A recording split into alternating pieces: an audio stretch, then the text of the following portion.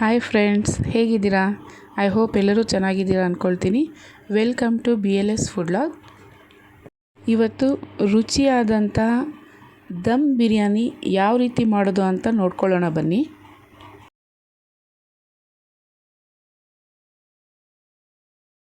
ಇಲ್ಲಿ ಅರ್ಧ ಕೆಜಿಗೆ ಸ್ವಲ್ಪ ಜಾಸ್ತಿ ಇದೆ ಚಿಕನ್ನ ತೊಗೊಂಡಿದ್ದೀನಿ. ಇದಕ್ಕೆ ತುಪ್ಪನ ಸೇರಿಸ್ತಾ ಇದ್ದೀನಿ.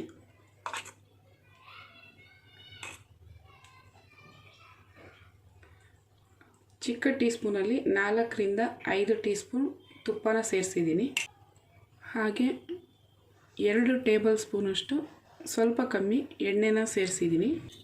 1/4 ಟೀ ಸ್ಪೂನಷ್ಟು ಅರಿಶಿನ ಪುಡಿನ ಸೇರಿಸ್ತಾ ಇದ್ದೀನಿ.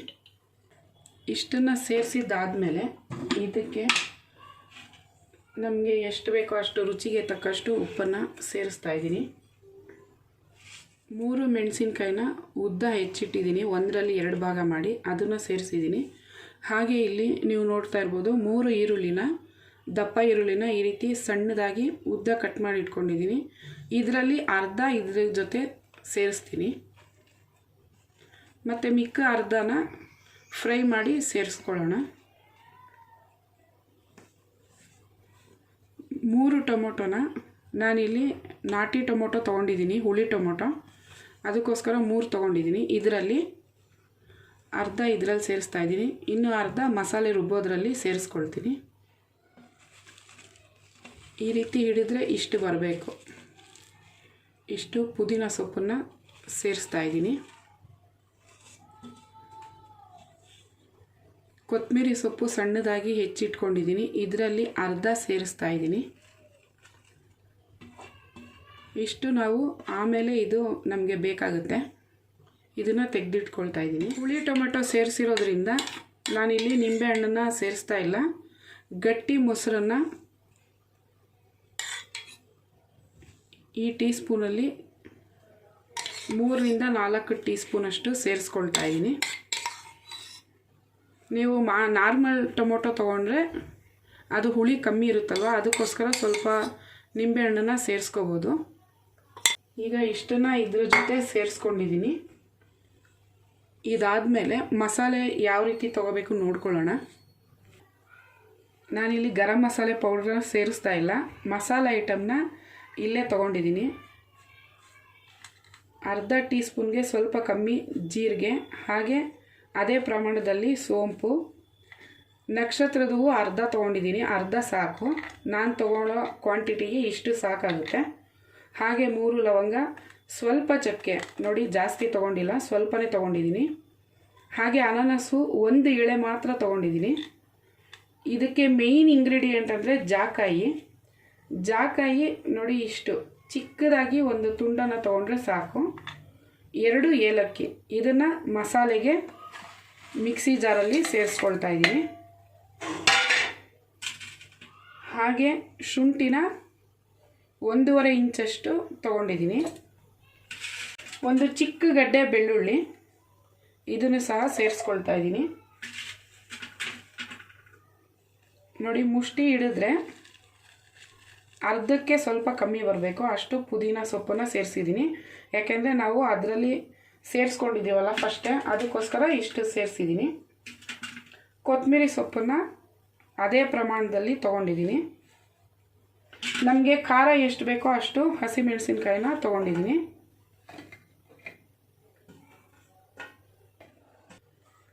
ಸ್ವಲ್ಪ ನೀರನ್ನು ಸೇರಿಸ್ಕೊಂಡು ಇದನ್ನು ಗ್ರೈಂಡ್ ಮಾಡ್ಕೊಂಡು ಬರ್ತೀನಿ. ಈಗ ಇದರಲ್ಲಿ ಟೊಮೊಟೊ ಸೇರಿಸಿರ್ಲಿಲ್ಲ ಆಗಲೇ, ಅದಕ್ಕೋಸ್ಕರ ಈಗ ಸೇರಿಸ್ತಾ ಇದ್ದೀನಿ.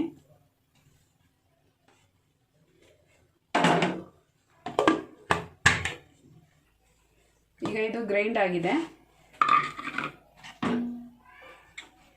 ಇದನ್ನು ಇದ್ರ ಜೊತೆ ಸೇರಿಸ್ಕೊಳ್ತಾ ಇದ್ದೀನಿ. ಈಗಲೇ ನೀರನ್ನು ಸೇರಿಸೋದು ಬೇಡ, ನೀರನ್ನು ಆಮೇಲೆ ಸೇರಿಸ್ಕೊಳ್ಳೋಣ. ನಿಮಗೆ ಟೈಮ್ ಇದ್ದರೆ ಒಂದು ಅರ್ಧ ಗಂಟೆಗಳ ಕಾಲ ಇದನ್ನು ಚೆನ್ನಾಗಿ ಮಿಕ್ಸ್ ಮಾಡಿಬಿಟ್ಟು ಹಾಗೆ ಇದನ್ನು ಮುಚ್ಚಿಟ್ಬಿಡಿ.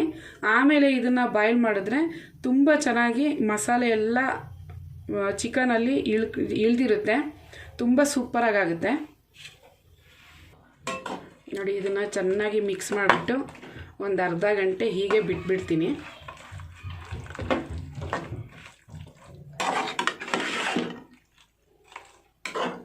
ಟೈಮ್ ಇಲ್ಲ ಅಂದರೆ ಡೈರೆಕ್ಟಾಗಿ ಹೀಗೆ ಮಾಡ್ಕೋಬೋದು.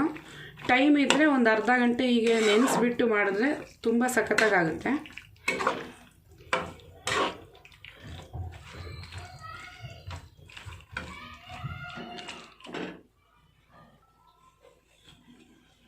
ಲಿಡ್ಡನ್ನು ಕ್ಲೋಸ್ ಮಾಡಿ ಇಟ್ಬಿಡ್ತೀನಿ. ಈಗ ಇದು ಅರ್ಧ ಗಂಟೆಗಳ ಕಾಲ ಹೀಗೆ ಬಿಟ್ಟಿದ್ದೆ. ಈಗ ಇದನ್ನು ಗ್ಯಾಸ್ ಫ್ಲೇಮ್ನ ಆನ್ ಮಾಡಿ ಇಟ್ಟಿದ್ದೀನಿ. ಇದು ಒಂದು ಕಡೆ ಬೇಯ್ತಾ ಇರಲಿ. ಇಲ್ಲಿ ಎಣ್ಣೆ ತುಂಬ ಚೆನ್ನಾಗಿ ಹೀಟ್ ಆಗಿದೆ. ಇದರಲ್ಲಿ ಈರುಳ್ಳಿನ ಫ್ರೈ ಮಾಡ್ಕೊಳ್ಳೋಣ. ಈರುಳ್ಳಿ ಫ್ರೈ ಮಾಡುವಾಗ ಎಣ್ಣೆ ತುಂಬ ಚೆನ್ನಾಗಿ ಹೀಟ್ ಆಗಿರಬೇಕು, ಆಗಲೇ ಅದು ಚೆನ್ನಾಗಾಗೋದು. ಇಲ್ಲಾಂದರೆ ಎಣ್ಣೆ ಎಲ್ಲ ಇಳ್ಕೊಂಡಿರುತ್ತೆ. ನಾವು ಫ್ರೈ ಮಾಡೋಗಬೇಕಾದ್ರೆ ಗ್ಯಾಸ್ನ ಮೀಡಿಯಮ್ ಫ್ಲೇಮಲ್ಲಿ ಇಟ್ಬಿಟ್ಟು ಫ್ರೈ ಮಾಡ್ಬೋದು. ನೋಡಿ, ಇಷ್ಟು ಫ್ರೈ ಆದರೆ ಸಾಕು. ಇದನ್ನು ತೆಗೆದಿಟ್ಕೊಳ್ಳೋಣ. ಇದು ಹೀಟ್ ಇರುತ್ತಲ್ವ, ಅದರಲ್ಲೇ ಫ್ರೈ ಆಗುತ್ತೆ. ಮತ್ತೆ ಮಿಕ್ಕಿರೋಂಥ ಈರುಳ್ಳಿನ ಸೇರಿಸ್ತಾ ಇದ್ದೀನಿ. ಈಗ ಇದು ಆಗಿದೆ. ಇದನ್ನು ಸಹ ತೆಗೆದಿಟ್ಕೊಳ್ತಾ ಇದ್ದೀನಿ. ನಾನಿಲ್ಲಿ 2.5 ಕಪ್ನಷ್ಟು ಅಕ್ಕಿನ ತೊಳೆದು ಒಂದು 10 ರಿಂದ 15 ನಿಮಿಷ ನೆನೆಯೋಕೆ ಬಿಟ್ಟಿದ್ದೆ. ಚಿಕನ್ಗೆ ಎಷ್ಟು ಬೇಕೋ ಅಷ್ಟೇ ಉಪ್ಪು ಹಾಕಿದ್ದೀನಿ. ಅದಕ್ಕೋಸ್ಕರ ಅನ್ನಕ್ಕೆ ಹಿಡಿಯೋಷ್ಟು ನಾನು ಉಪ್ಪನ್ನು ಹಾಕಿ ಇದನ್ನು ಸಪ್ರೇಟಾಗಿ ಇಟ್ಟಿದ್ದೀನಿ. ಇಲ್ಲಿ ಅನ್ನ ಹಾಕ್ತಾ ಇರಲಿ. ನೋಡಿ, ನಾನು ಇನ್ನೂ ಇದಕ್ಕೆ ನೀರೇನು ಹಾಕಿರಲಿಲ್ಲ. ಚಿಕನ್ ನೀರೇ ತುಂಬ ಚೆನ್ನಾಗಿ ಬಿಟ್ಕೊಂಡಿದೆ. ಈ ರೀತಿ ಮಾಡಿದ್ರೆ ಮಸಾಲೆ ಎಲ್ಲ ಸೂಪರಾಗಿ ಬೆಳ್ಕೊಂಡಿರುತ್ತೆ. ಒಂದು ಸಲ ಮಿಕ್ಸ್ ಮಾಡಿಬಿಟ್ಟು ನೋಡಿ, ಜಾಸ್ತಿ ಆಗ್ತಾಯಿಲ್ಲ. ಧನಿಯಾ ಪುಡಿ ಇಷ್ಟ ಹಾಕ್ತಾಯಿದ್ದೀನಿ, 1 ಟೀ ಸ್ಪೂನಷ್ಟು. 1/4 ಟೀ ಸ್ಪೂನಷ್ಟು ಬಿರಿಯಾನಿ ಮಸಾಲ ಹಾಕ್ತಾಯಿದ್ದೀನಿ. ಇದು ಹೋಮ್ ಮೇಡ್ ಮಸಾಲ. ನೆಕ್ಸ್ಟ್ ವೀಡಿಯೋದಲ್ಲಿ ನಾನು ತೋರಿಸ್ತೀನಿ home made masala, chicken biryani masala, ಹಾಗೆ ಗರಂ ಮಸಾಲ ಎಲ್ಲ ಯಾವ ರೀತಿ ನಾನು ರೆಡಿ ಮಾಡ್ಕೊಳ್ತೀನಿ ಅಂತ.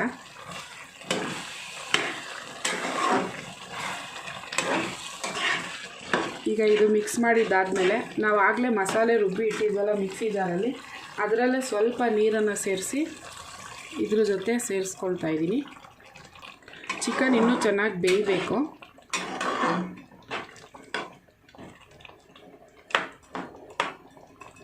ಇದು ಬೇಯ್ತಾ ಇರಲಿ. ಲಿಡ್ನ ಕ್ಲೋಸ್ ಮಾಡಿ ಇಟ್ಬಿಡೋಣ.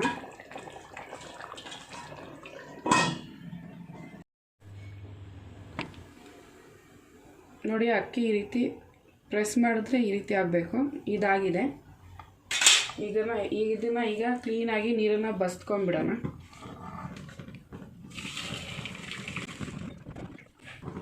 ನಾವು ಚಿಕನ್ನ ಬೇಯಿಸಿ ಇಟ್ಕೊಂಡಿದ್ವಲ್ಲ, ನೋಡಿ ಈ ರೀತಿ ಆಗಿದೆ. ನೀರೇನೂ ಇಲ್ಲ, ಗಟ್ಟಿಯಾಗಿದೆ. ಇದನ್ನು ನೀಟಾಗಿ ಈ ಥರ ಮಾಡಿಕೊಂಡು ಅನ್ನ ಬಸ್ದಿದ್ವಲ್ಲ ಅದನ್ನು ಇದರಲ್ಲಿ ಈ ರೀತಿ ಸೇರಿಸ್ಕೊಳ್ತಾ ಇದ್ದೀನಿ. ಇದನ್ನು ಈ ರೀತಿ ಸಮ ಮಾಡ್ಕೊಂಡ್ಬಿಟ್ಟು ಸ್ವಲ್ಪ ಅರಿಶಿನ ತೊಗೊಂಡಿದ್ದೀನಿ. ಹಾಗೆ ಇದರಲ್ಲಿ ಸ್ವಲ್ಪ ಹಾಲನ್ನು ಸೇರಿಸ್ಕೊಂಡು ಇದನ್ನು ಈ ರೀತಿ ಸೇರಿಸ್ಬೇಕು. ನಾವು ಆಗಲೇ ಕೊತ್ತಂಬರಿ ಸೊಪ್ಪನ್ನು ತೆಗೆದಿಟ್ಕೊಂಡಿದ್ವಲ್ಲ ಅದನ್ನು ಈಗ ಯೂಸ್ ಮಾಡ್ತಾಯಿದ್ದೀನಿ.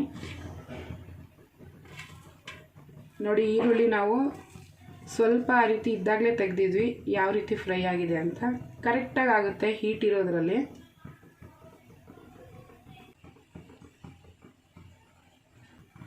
ಪೂರ್ತಿಯಾಗಿ ಗ್ಯಾಸ್ನ ಮೀಡಿಯಮ್ ಫ್ಲೇಮಲ್ಲಿ ಇಟ್ಬಿಟ್ಟು ಇದು ಹಬೆಯಲ್ಲೇ ಬೇಯಬೇಕು, ಆ ರೀತಿ ಬಿಟ್ಬಿಡೋಣ. ನೋಡಿ, ಸೂಪರ್ ಆಗಿರೋಂಥ ಬಿರಿಯಾನಿ ರೆಡಿಯಾಗಿದೆ.